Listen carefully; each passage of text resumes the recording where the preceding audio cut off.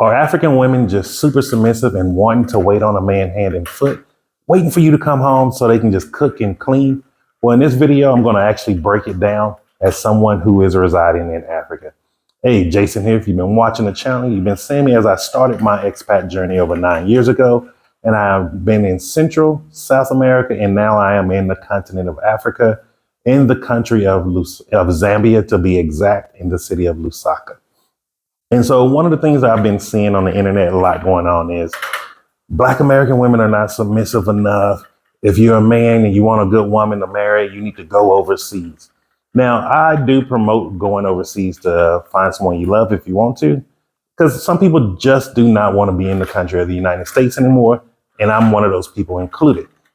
However, I do not believe this narrative of that you have to go overseas to find a woman that is submissive or a woman that will cook and clean for you. And I really don't like this narrative that's being portrayed against African women that's saying that they're just here to be submissive, wait on you, cook and clean. And so I wanted to break down that these videos and these misconceptions in this video here. So are African women submissive? From a cultural standpoint, yes, they are submissive, meaning there's cultural traditions that they do that just don't exist in the United States. Most people, because they've never left the United States, they've never truly experienced what a cultural tradition is. We're more of a money tradition in the United States. We're a business tradition.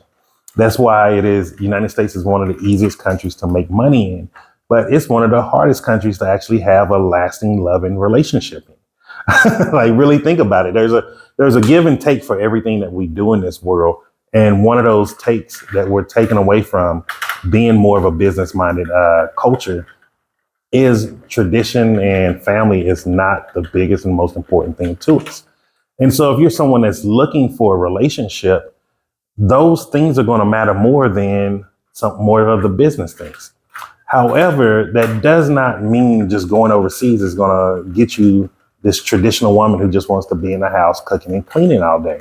And for one of the things that I've seen firsthand in Africa, now I'm just showing 3 countries, South Africa, Botswana, and Zambia, is there's a lot of independent women out here.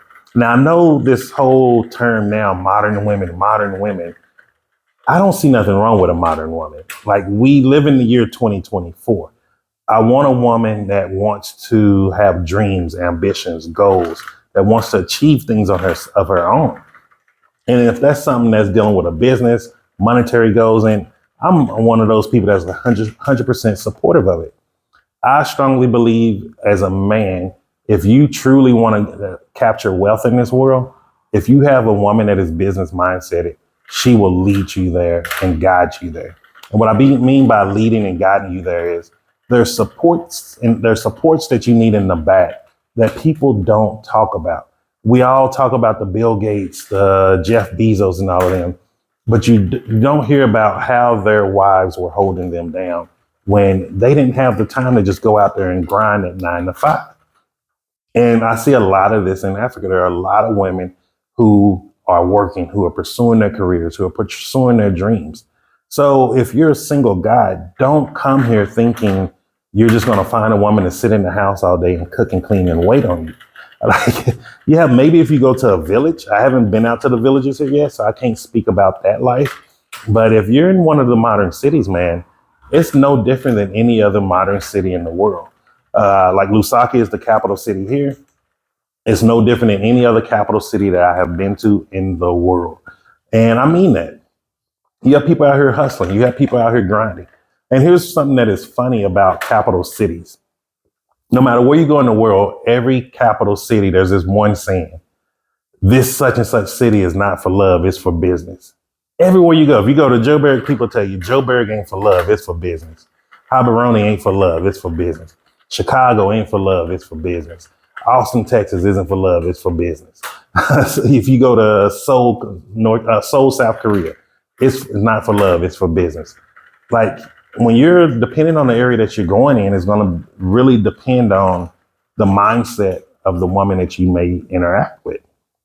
And so if you're really wanting someone that's really, really, really traditional, then you need to go to more of a village type vibe or a very rural area. And just let me give this little caveat for my Americans out there. When you hear the term village, it's not what we've been showed pictures of in the United States of people just running around and they're running from elephants or lions. All villages are not like that. You have most of the villages I have been to, especially within Botswana, all they look like were some of our rural areas. Most of it reminded me of going to Mansfield, Louisiana, to be honest with you. Only difference was the housing was different because either they had the concrete or they had, I see the mud homes out there. And I don't think I saw the mud homes. I think I saw the wooden circle homes, which were really nice. And so just be mindful of that. If you're looking to relocate, leave the United States and start finding love while you're relocating to, depending on the area that you're relocating to, is going to highly affect the mindset of the type of person that you're looking for. And this applies for women also. Like if you want a hardworking man, you may not want to go to a village or a rural area. It's not as much work there. So they're going to probably be doing more traditional things that the men do in those settings.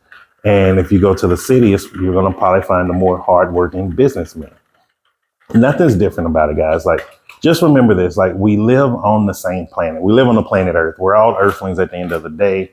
And don't make dating overcomplicated, but also don't let a lot of these passport bros out here fool you. They're not telling you the 100% truth. And also someone who only spends maybe a week in a city cannot tell you about that city. I have been in Lusaka for about 7-8 months now. And I still don't know most of this city. I've probably seen about 1% of this city. I've seen probably a negative 1% of the whole country because I haven't been that many places yet. And so just make sure you keep watching the channel if you want more information like this. As I'm learning more about the country of Zambia, I'll be sharing it with you. And also as I'm starting to explore more out throughout Lusaka, away from Lusaka, I'll be sharing that with you also. I will be releasing maybe in 2 weeks a video of me going to Ndola. From what I've been hearing in the comments is it's a lot more organized, really nice city, very clean and well planned. And so I'm thinking about actually moving there next year because one of the things that I said that I wanted to do is not just spend 3 years in Lusaka and then look up and then it's like, okay, let me go to the next country. So I want to start seeing more and more of what Zambia has to offer. And also I'll be taking you along as I'm starting to do, I have this exciting idea. I just want to start collecting residency permits. And I know you may be like, Jason, what the hell is wrong with you? After being in Colombia for 2020 during the pandemic, it taught me a very valuable thing. Having legal entrance into as many countries as possible, because you do not know what can happen overnight. I didn't like being locked up like that.